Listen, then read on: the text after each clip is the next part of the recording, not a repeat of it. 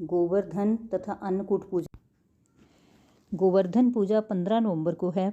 हिंदू पंचांग के अनुसार कार्तिक माह शुक्ल पक्ष की प्रतिपदा को गोवर्धन पूजा का पर्व मनाया जाता है। इस दिन गोवर्धन और गाय की पूजा का विशेष महत्व होता है। इस दिन लोग घर के आंगन में गोबर से गोवर्धन पर्वत का चित्र बनाकर गोवर्धन भगवान की पूजा करते हैं। आइए जानते हैं गोवर्धन पूजा क्यों होती है और इसकी विधि क्या है। इस साल पूजा का मुहूर्त क्या है। गोवर्धन पूजा का शुभ मुहूर्त तिथि कार्तिक माह शुक्ल पक्ष प्रतिपदा 15 नवंबर 2020। गोवर्धन पूजा सायंकाल मुहूर्त दोपहर बाद 3:17 से सायं 5:24 तक। प्रतिपदा तिथि प्रारंभ 10:36 15 नवंबर 2020 से। प्रतिपदा तिथि समाप्त 7:05 16 नवंबर 2020 तक। गोवर्धन पूजा विधि। प्रातःकाल शरीर पर तेल लगाकर स्नान करें। घर के मुख्य द्वार पर गाय के गोबर से गोवर्धन की आकृति बनाएं। गोबर का गोवर्धन पर्वत बनाएं। पास में ग्वाल बाल पेड़ पौधों की आकृति बनाएं। मध्य में भगवान कृष्ण की मूर्ति रख दें। इसके बाद भगवान कृष्ण ग्वाल बाल और गोवर्धन पर्वत का पूजन करें। पकवान और पंचामृत का भोग लगाएं। गोवर्धन पूजा की कथा सुने। प्रसाद वितरण करें। गोवर्धन तथा अन्नकूट पूजन विधि। कार्तिक शुक्ला प्रतिपदा को गोवर्धन नाम का त्यौहार मनाया जाता है।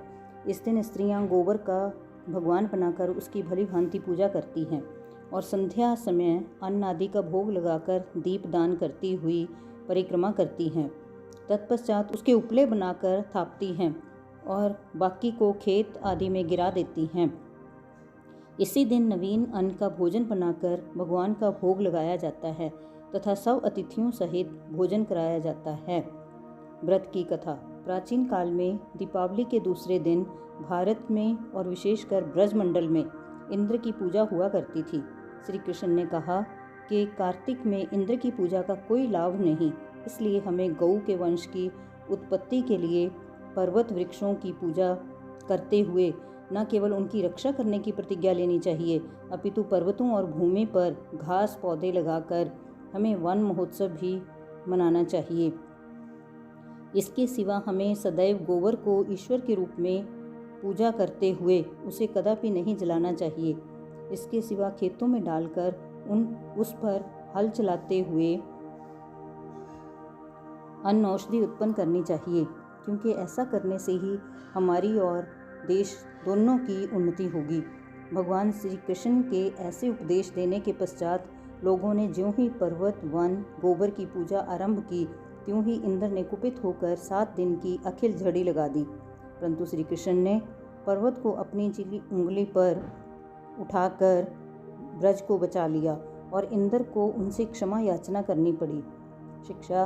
कार्तिक में वर्षा ऋतु समाप्त होकर शरद ऋतु का आरंभ हो जाता है, अतः उस समय हमें इंद्र को प्रसन्न करने की कोई आवश्यकता नहीं। इसके सिवा सर्दियों में ताप के लिए ईंधन की अधिक आवश्यकता हुआ करती है, इसलिए हमें अंधाधुंध वृक्ष पौधे और घास सहित गोबर को कदापि न जलाकर उनसे खेती की, अपने गौ आदि पशुओं और अन्न की उन्नति ही करते रहना चाहिए।